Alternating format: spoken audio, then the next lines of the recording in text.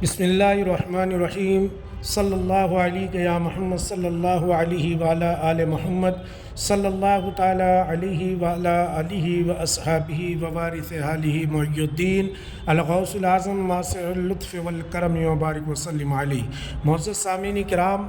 آپ جس بارگاہ کی زیارت کر رہے ہیں، یہ بارگاہ شہر اورنگ آباد کی بڑی مشہور و معروف بارگاہ ہے۔ حضرت کا نام نامی اسم گرامی کسی کو صحیح طریقے سے یاد نہیں تھا، تو اس لیے سرکار کا نام حضرت غیبی پیر رضی اللہ تعالیٰ عنہ کے نام سے منسوب کیا گیا۔ حضرت پیر غیبی رضی اللہ تعالیٰ عنہ کی بے شمار کرامتیں ہیں۔ آپ کی یہ بارگاہ اورنگ آباد ضلع کلیکٹر آفس کے سامنے مشہور و معروف قبرستان کے اندر مرجع خلائق بفیض عام ہے۔ حضرت پیر غیبن صاحب رضی اللہ تعالیٰ عنہ کے پیر و مرشید کے بارے میں کہا جاتا ہے کہ آپ کے پیر و مرشید حضرت خواجہ نظام الدین کلمی رضی اللہ تعالیٰ عنہ اورنگ آبادی ہے، واللہ عالم بالصواب۔ لیکن کہا جاتا ہے کہ حضرت نظام الدین اورنگ آبادی رضی اللہ تعالیٰ عنہ کے آپ مرید و خلیفہ ہے۔ حضرت پیر غیبن رضی اللہ تعالیٰ عنہ بڑے مشہور و معروف اورنگ آباد کے بزرگوں اور معروف اکابرین اولیاء اللہ میں سے گزرے ہیں۔ آپ کی بے شمار کرامتیں ہیں، اور ایک کرامت تو ایسی ہے کہ ہر آنے والا انسان اپنی آنکھوں سے آپ کی وہ کرامت دیکھتا ہے۔ آپ کی بارگاہ خود ایک کرامت ہے، آپ کی قبر انور ایک خود کرامت ہے، زندہ جاوید حقیقت اور زندہ جاوید کرامت ہے۔ حضرت پیر غیبن رضی اللہ تعالیٰ عنہ کا جب وصال ہوا تو آپ کے مریدین و خلفاء نے آپ کو اس جگہ تدفین کیا، اور جب صبح آ کر آپ کے مریدین نے فاتحہ دیے تو عام قبروں کی مناسب آپ کی قبر ہے تو بدل چکی تھی، یعنی سر آپ کا مشرق مغرب کی طرف ہو گیا تھا اور پیر مغرب کی طرف ہو گیا تھا، اور تمام قبروں کے علاوہ آپ کی قبر گھمی ہوئی تھی۔ تو مریدین نے کہا کہ شاید ہم نے غلطی کر دی تدفین کرنے میں، کہ حضرت کا سر مغرب کی طرف کر دیا اور اس پیر مشرق کی طرف۔ پھر دوبارہ آپ کی تدفین کی گئی، لیکن قبر سب کے سامنے گھوم گئی۔ ایسی آپ کی قبر کو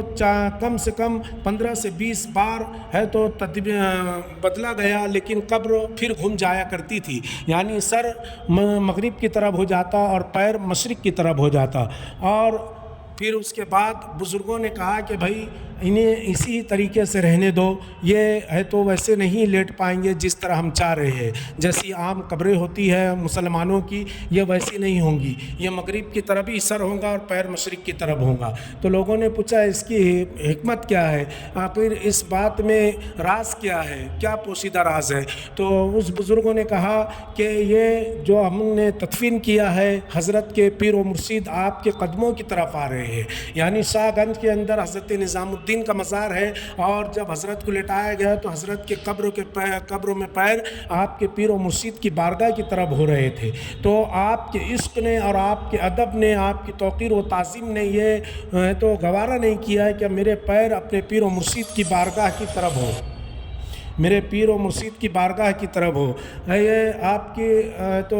عشق نے گوارا نہیں کیا۔ اس لیے آپ قبروں کے اندر تصرف فرماتے، اور قبروں میں تصرف فرما کر آپ اپنی قبر کو ہے تو گھما لیا کرتے تھے۔ لوگوں سے بزرگوں نے کہا کہ یہ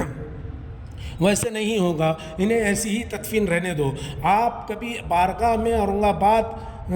جانا ہو تو کلیکٹر آفس کے سامنے قبرستان موجود ہے، آپ جا کر دیکھ سکتے ہیں کہ تمام قبر ہے تو مختلف ہے، جس طرح عام مسلمانوں کی قبر ہوتی ہے، بیت المقدس کی طرف سر ہوتا ہے، پیر شمال کی طرف ہوتا ہے، لیکن حضرت کی مزار ہے تو سر آپ کا ہے تو کعبۃ اللہ کی طرف ہے اور پیر مشرق کی طرف ہے، سب سے مختلف ہے تو آپ کی قبر ہے وہاں پر۔ یہ ایک زندہ جاوید کرامت ہے، اور اسے ہر مسلک کا انسان مانتا ہے، تبلیغی بھی جانتا ہے، سنی بھی جانتا ہے، جتنے مسالک ہیں ہر مسالک کا انسان یہی کہتا ہے کہ حضرت کا ہے تو یہ تصرف ہے، حضرت کا یہ اختیار ہے کہ اپنے پیر و مرشید کی بارگاہ کی طرف آپ اپنے پیر کو نہیں ہون دیے، اور قبر خود بخود گھوم جایا کرتی تھی۔ اور آج بھی اسی طریقے سے قبر ہے جس طریقے سے بزرگوں نے ان کو ہے تو وہاں پر رکھا تھا، اور گھوم گئی تھی قبر۔ آج بھی یہ کرامت آپ ہے تو زندہ جاوید حقیقت اور کرامت وہاں پر دیکھ سکتے ہیں کہ اللہ تبارک و تعالیٰ نے اپنے اولیاء اللہ کو، اپنے محبوب بندوں کو کیسی شان عطا فرمائی ہے، کیسا اختیار عطا فرمایا ہے کہ قبروں میں بھی یہ تصرف کرتے۔ اللہ ان کا سب کا فیضان عطا فرمائے۔ وما علینا الا البلاغ۔